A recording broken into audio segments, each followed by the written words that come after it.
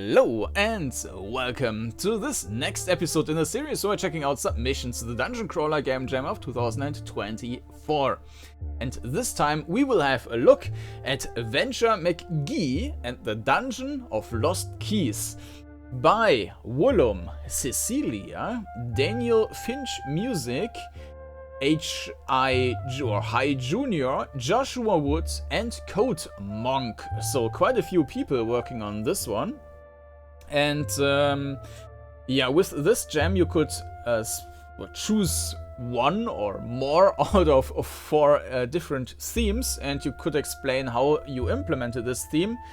And they wrote, game takes place in an ancient ruin with an adventurer delving into it for treasure and riches. And here we can also play the game directly in the browser, but I downloaded it already, as it also offers a download version for Windows and Linux. And then let's go quickly over the description here. Collect keys inside a procedurally generated dungeon in order to unlock a door and dive even further. Attack enemies up to 2 tiles away from you. Collect potions and use them to heal. Avoid traps as you venture further down an ancient dungeon. Move forward, backward, left, right.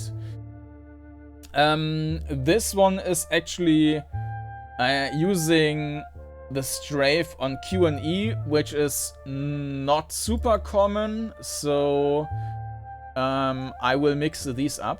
And unfortunately you can also not swap them. I mean, it's not the end of the world, but yeah. Then we have space for attack, F and P is use potion, M for open full map, and escape for options. Toggle between smooth instant movement in the game options. And here you can see the credits again. And with that, let's just jump into the game, into Adventure McGee and the Dungeon of Lost Keys. And here we are. So we have a menu here, and let's quickly go over the different options here. Credits with another description, how to play, and what we could already read on the page, just that we have some screenshots here, and then we can start the game.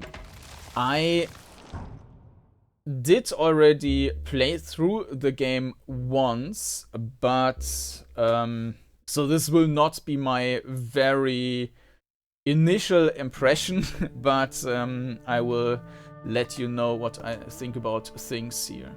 So first up, and this is also what was apparent to me right away when I looked into the game the first time, was that the perspective is a bit you see basically the camera is too low and too far in the back, so that you can see a whole lot of the tile you're standing on. It's good that you can see the tile at all, but it's a bit too much. And this also becomes apparent. We can hit the escape key for the options, and right now we have instant movement on, right? So you can move around. We have a very nice minimap on the top right. With M, you can also see the whole map. We have a nice interface here. We can see the keys and 3 potions, up to 3 potions we can gather. And this is our hit points bar. And portrait is also changing when we get damage, which is also a nice touch. So let me turn off the instant movement. And yeah, of course, instead of okay, I just restarted the game. Okay. Yeah, and this is not saved correctly. I mean, we have the transitions active now, but this is being reset. So, but here you can also see now that the camera is basically behind the center of the tile. So the camera is too far down and too far in the back, and I think it would be better if that was adjusted. Alright. Regarding the movement itself, it's fine-ish. I think the issue is with the perspective at the same point, because you feel like you are at the start of the tile when you're moving, because you can also hold the button to move forward, and you feel like you are just at the start of the tile while you're already like further down. And this will lead to you will probably see that later.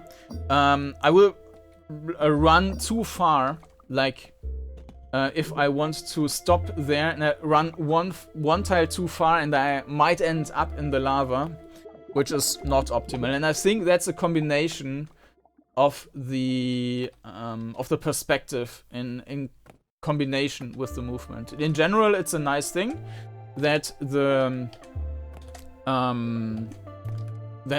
commands are queued up so that I move forward and I turn right, that it's also works fine with the execution there. Let's have a look at the map, and you can see that we've got lots of rooms here, which are, I think they are procedurally tied together or randomly tied together. These rooms are basically static building blocks, and they can be placed randomly, and then they are randomly connected with with corridors. And you can see that this one is actually screwed up. I didn't have a case of that before. So in theory we need that key to exit that door, but we will not be able to get there because there's not actually a path. We also have a turn number here, but I don't think that is useful for anything.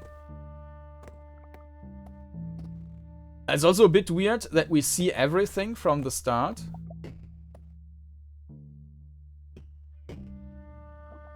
Right, so this is game over because we cannot get that key. But let's just start over. Create a new game.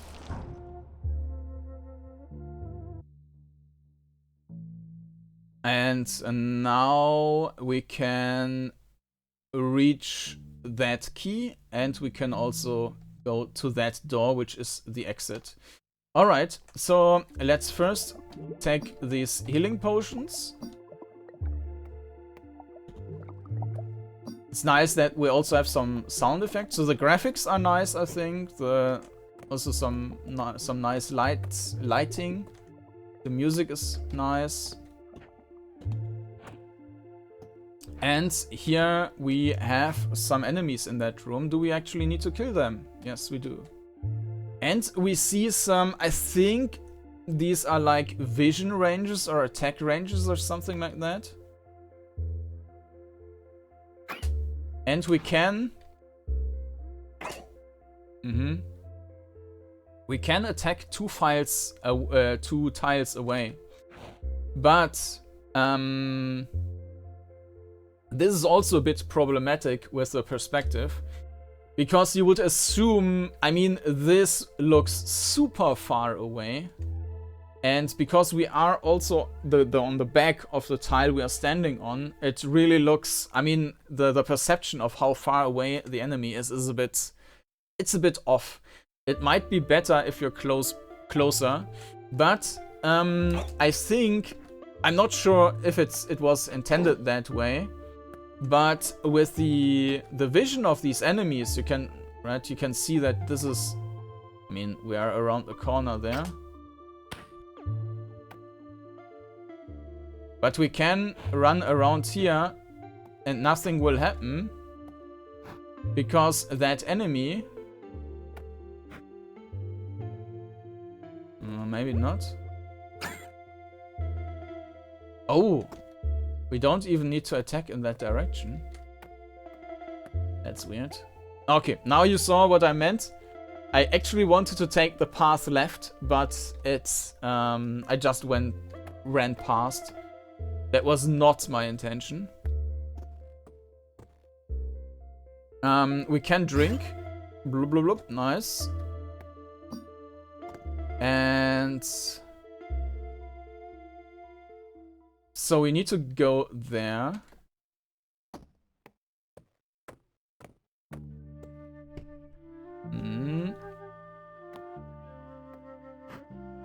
Alright, this doesn't look like it's in front of us, but it is.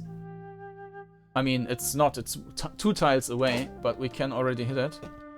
Also nice that it's not just a texture and it's going away, but it's actually an animated enemy with a death sequence, so that's cool. So basically, in order to attack, I always need to check the minimap to see how far away the enemy is, because I have no idea from the perspective, from the play window, regarding the distances.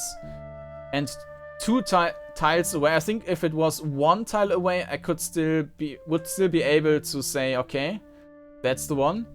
But this one is a bit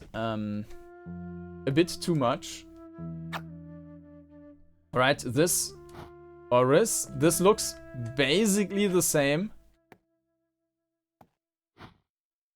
So I need to check the minimap regarding the distance. And with that, we are not... Did I forget to... Ah yeah, first we need to get the key, obviously.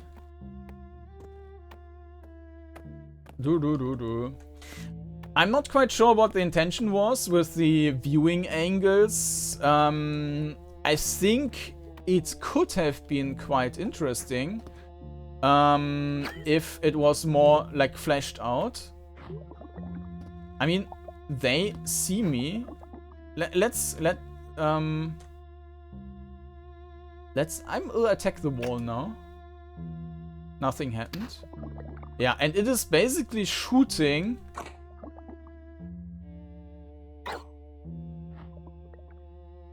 Very weird though.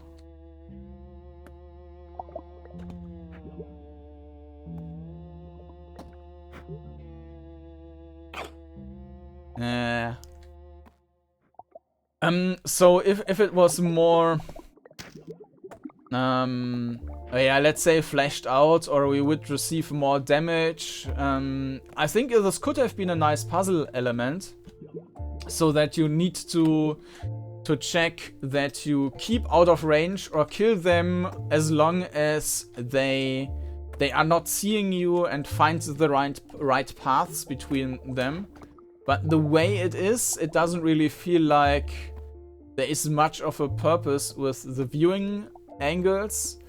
And yes, now you can also see the portrait. It's a bit blood coming out of the nose, which is cool. So let's drink some potion now. And take another one. Alright. And up to the second level. And yeah, the second level now looks very similar to the first. I mean, basically it's the same rooms. I hope that we'll be able to get through there. This looks like there's the wall there is outside of the level range. We will see.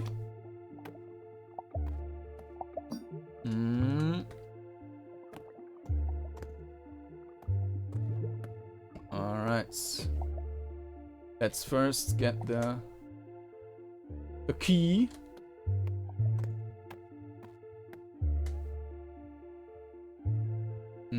Two enemies in that room. Bloop. No. They are not too much of a threat.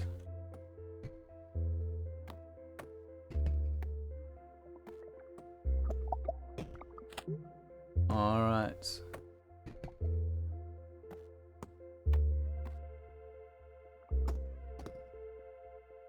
Yeah, sometimes it does. So here I try to turn right. I'm not quite sure if it's really queuing up. And now I went 1 step too far, unintentionally. So something regarding the movement here as well. I wanted to turn left, but it didn't work. Now then it turned twice. I'm not sure if there is maybe some issue also with the queuing up the commands. Regarding the walking too far, I think that's possibly a perspective issue. Like here again, I didn't want to walk that way, I wanted to stop beforehand. But it's also, you can see on the map that it's only getting to the next step when basically the animation is over.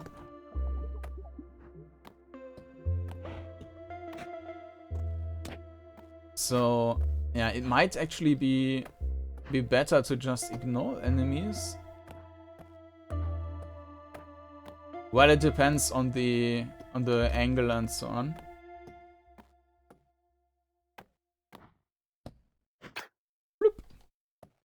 Alright.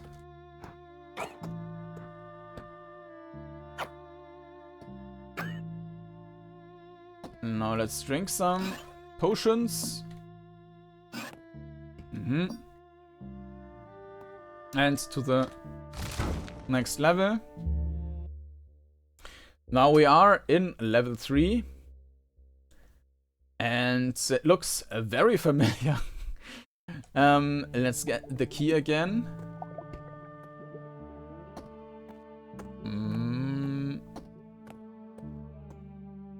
And again, one step too far. Well, it doesn't really matter in that case, but one step more than I intended to go. We've got some rats again.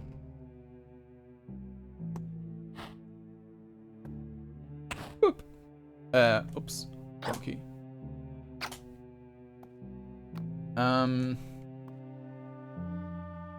Yeah, let's go there.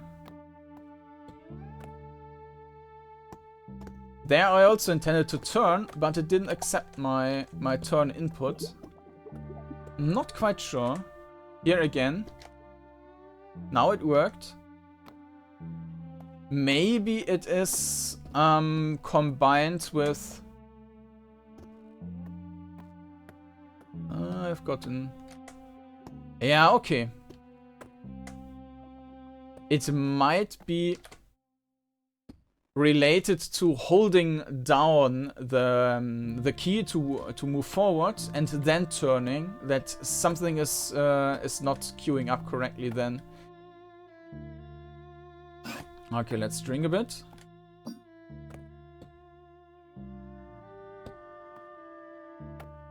Did we get another potion?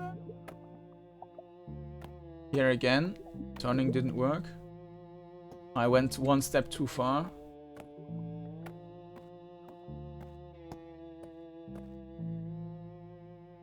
Maybe I'm also still running against the wall and it's ignoring it because of that. And too far. Back again.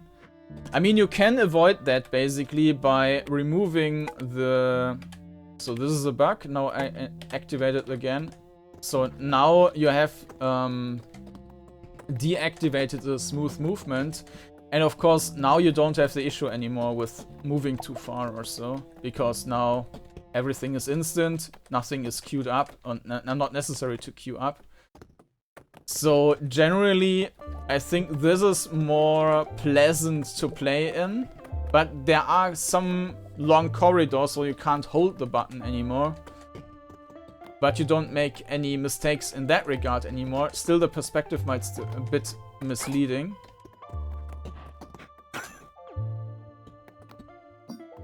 But I think we are also finished the game now. Yeah. Congratulations, you've completed the game. You can venture further into the endless depths of the dungeon, and unlock the ancient secrets as you descend deeper. Keep going. It's not working. So, yeah, I mean, I already talked excessively now over regarding the movement and the perspective, but let's just summarize it again. The camera is too low and it's too far behind, which you can especially see when turning. And I think this leads to a couple of other issues. The graphics are nice, the music is nice, the sound, you have movement sound, which is also cool nice to have. I like that the enemy graphics are very simplistic, but I like that they're animated and that they also have death sequences. It's also cool that the idea with the perspective, like the cones the enemies have, or the attack ranges or whatever. I mean, I'm not even sure what exactly that's supposed to be. But I think the intention is that you need to watch out, get out of their vision or attack cone, and then kill them with your whip. Which also has a 2 tiles range, which kind of makes sense in that because you have more options if you need to run around enemies, then you don't want to have a melee range, because then you need to you don't have enough room to really walk around the cone, for example. So I can see how that works together with the additional range and the cones. But because the cones are not doing much, I think maybe a stronger implementation of the cones, and then the whip with a 2-tile range attack would also have made more sense. Right now it's also a bit problematic because of the perspective, that it doesn't really feel like it's 2 tiles. So there are lots of things going hand in hand, and I think if the perspective is fixed, there are some problems which would have been fixed automatically, basically. But of course the enemies would also need to be more interesting in terms of maybe they do more damage, or the cone has a stronger effect or something like that. So yeah, overall, I mean, it's bug-free base, well, besides of this setting which is not saved correctly. But yeah, bug-free, works fine. It's a nice entry by lots of people. Let me check. We can actually go back to the main menu and I will show you the credits again. By cecilia for the art, Cold Monk for the programming, Daniel Finch for music, Hi Junior for the art, Joshua Wood sound design, and Whullum for programming, production, and the project lead. Yeah, it's the Venture, McGee, and the Dungeon of Lost Keys. It's overall, it's a nice entry. Yeah, if you want to check it out yourself, you can find a link for that down in the video description, and you will also find a playlist there with a pilot episode and all the other entries I covered so far. So yeah, feel free to check it out. And with that, I thank you for watching. I thank all the people here for contributing this game to the Game Jam. And with that, I hope to see you again next time. Bye bye.